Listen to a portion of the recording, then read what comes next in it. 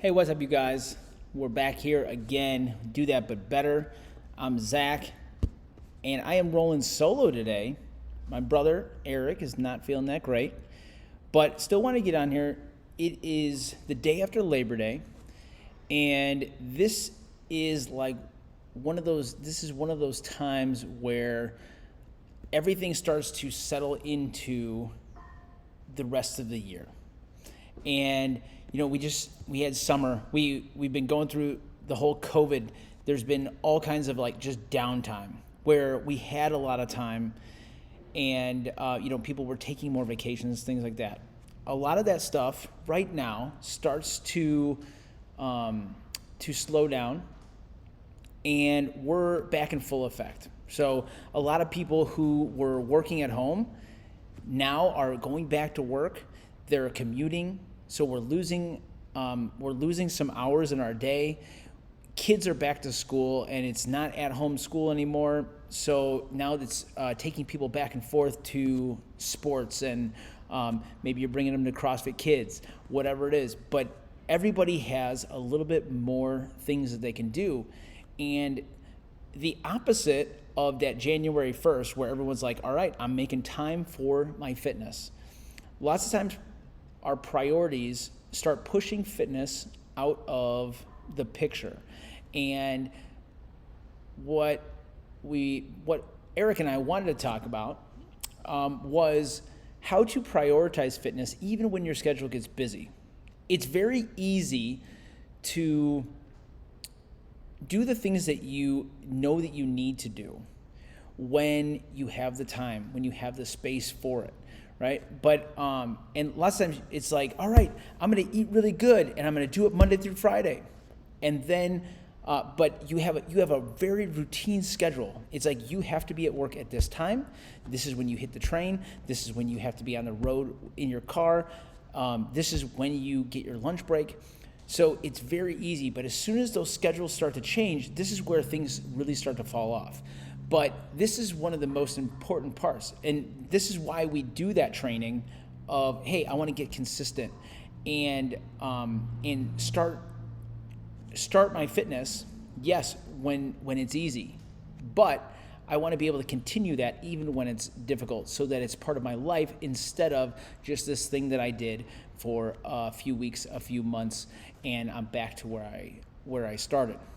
So, when it comes to prioritizing things, there was a analogy that I've heard with filling a jar, and you're filling up a jar, and so you start with a few rocks, right? And you're throwing in some rocks, some big old rocks, and hey, maybe there's 3, 4, 5 rocks in the jar, and you're like, that's full. That's as far as you can go. But then you're like, you know what? Now I have like these pebbles, and I'm going to throw these pebbles in. And guess what? Now I can fill it up a little bit more. And then you're like, it's full again. What if I throw in a little bit of sand? And all of a sudden, it's completely full. There's no more going in it. You're packing it in, and it's completely full. And oftentimes, we get to that spot where we were consistent with the basics, and then we start adding on. And then we've got like the creme de la creme up here, and we've got everything. Our nutrition's good. We've been exercising consistently. We're stretching. We have time to decompress. All these kind of things. And then as soon as something throws that off, all of a sudden we throw out everything. We're like, man, I didn't get my meditation in, and what in the world is going to happen? I can't train. And so we want to think of training as figuring out what is the most important, where am I going to get the most bang for my buck, even when I'm busy, and then on those times that I am, when I have the time, when I have the space for it, I can start adding those extra things in. Lots of times when people are thinking about training, they're like, all right, I'm going to go to the gym, and I'm going to do an hour class. We're gonna warm up. We're gonna do this accessory work. We're gonna prep for this workout. We're gonna hit it hard. We're gonna cool down, and then maybe I'm gonna go for a bike ride afterwards, or I'm gonna do this and that. And as soon as you can't do all these things, which possibly just turned into an hour and a half, 2 hours, that I can't do anything.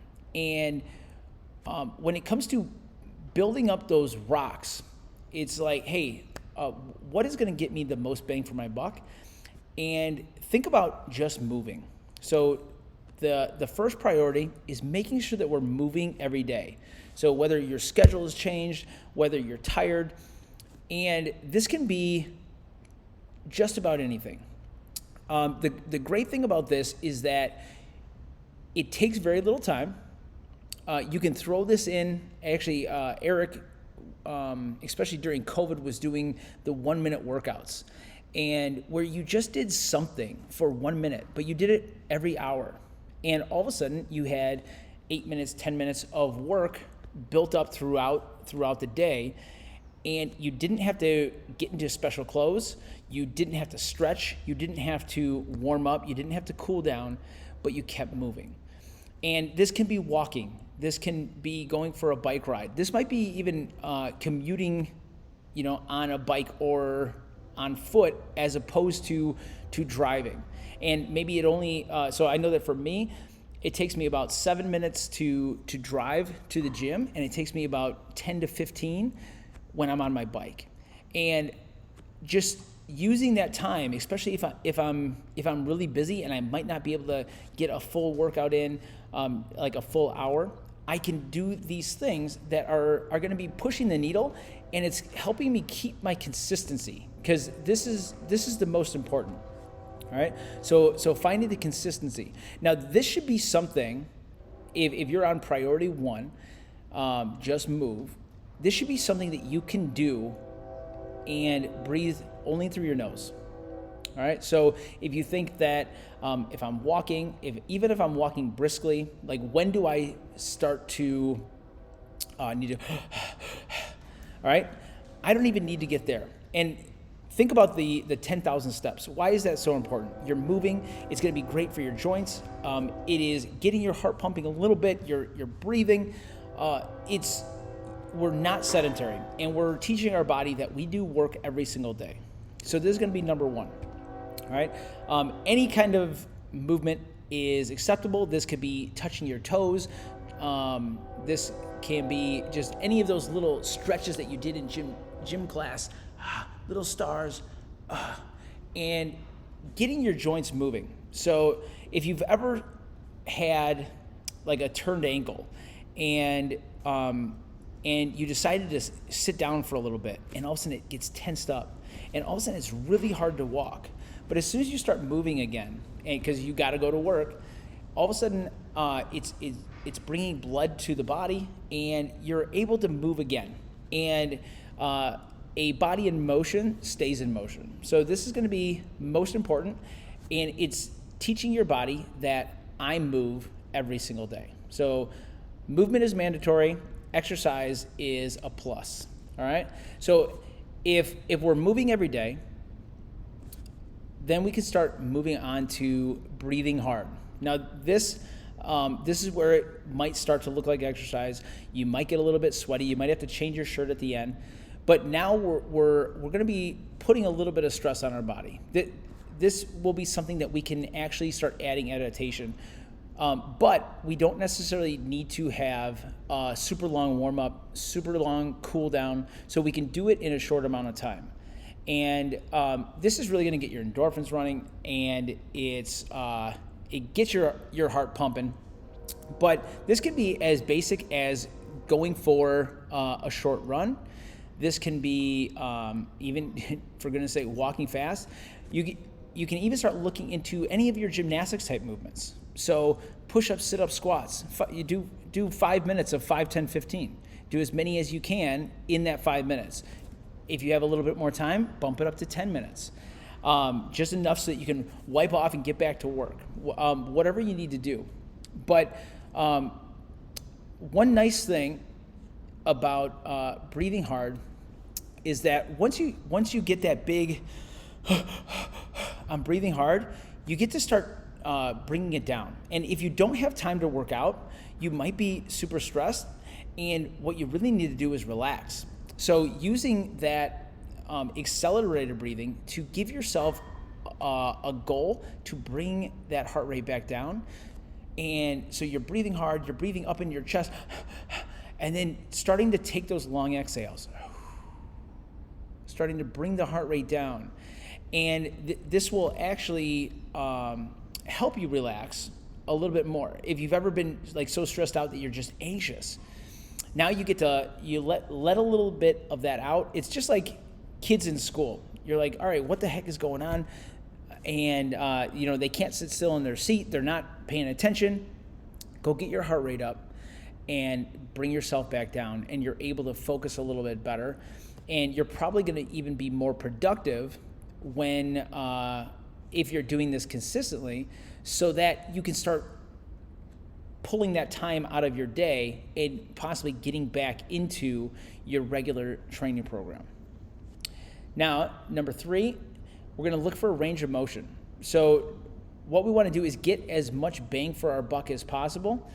And the more we're able to move, the more adaptation we can make. So as opposed to just doing a little bit of bicep curls, maybe I'm going to do a full depth squat. Maybe I'm going to do some type of deadlift. I can still be doing any of your cardio type things, so our running, our biking, but we want to get as much range of motion as possible so that we get as much body movement as possible, right? So if I'm walking, yes, I'm moving, but just small steps, small range of motion in my knees, in my hips. But now if I'm doing more full body movements, even push-ups, sit-ups, and squats. So again, sticking to gymnastics if I don't have any equipment.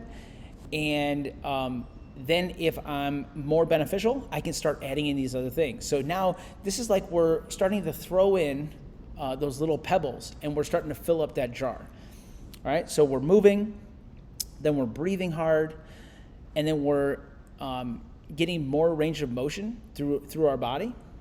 And once we have that full range of motion, now we're hoping that we have a little bit more time, and now we can start looking at that heavy lifting. So heavy lifting is going to be super beneficial for everyone, just staying strong, helping build bone density, muscle mass. This is not only going to make you a great athlete or whatever your end goal is, but it's also just great for longevity. So weak things break, right? So if I can stay strong, if I can keep teaching my body that I can do these hard things, actually, case in point, I have a few tires here, so you see a couple in the back, but I had a couple heavier tires that they were always difficult for me, but I was always able to do. And just semi-recently, haven't done them in quite a while, and I was like, what in the world? I can't lift this sucker.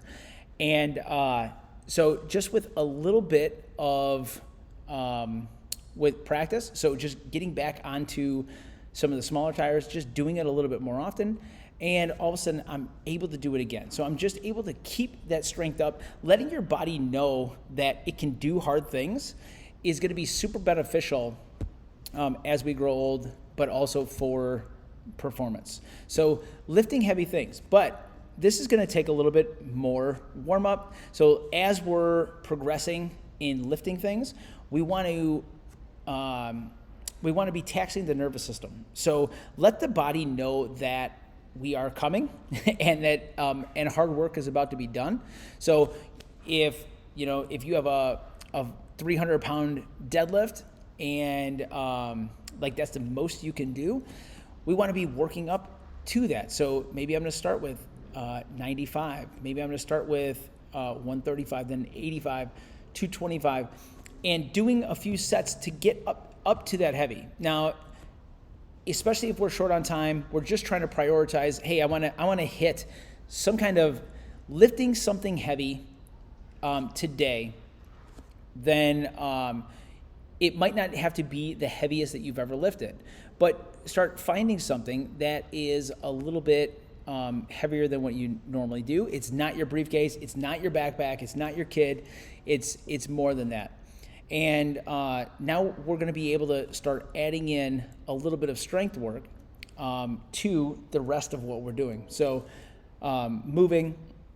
And now when we're doing this, think of the longest range of motion that you can. So now we're going back into those first priorities. And so we're moving, we're breathing hard. And now if I lift something and I lift it from the ground onto my shoulders, go into a squat, put it over my head, I just got a lot of range of motion. Number one, this is not going to be the heaviest thing that you've ever lifted because it has such a long range of motion. But I just put all of these things into one movement. And because it's a longer range of motion, I don't need to lift as heavy, but I'm still getting that, hey, this was a pretty hard thing to do. And this is really where we want most of our workouts to be. So if we have no time, it's just going to be moving, right? But if I have a little bit of time, if I can get some time to breathe hard, I want to make it pretty difficult, right? So I don't want to make it as hard as possible because I'm going to have a hard time recovering.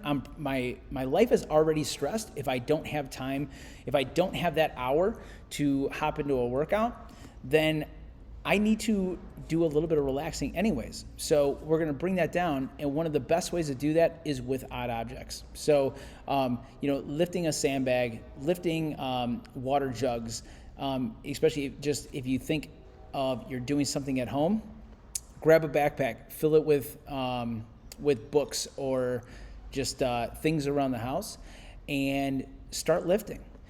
But if you take these 4 things and you do them consistently, you'll start to see how you can start scheduling these things into your day as an everyday thing so that we don't fall off in our daily life. All right? Movement is mandatory. Exercise is like the icing on the cake. So prioritize your fitness, you guys. I know that everybody has some crazy schedules right now, learning these new schedules. And as you're doing this, make sure that you are setting yourself up for a win every day when it comes to exercise. All right? That is Do That But Better for today. And we will see you guys next week, 12 o'clock. And hit us up if there's something you want us to talk about. Talk to you soon.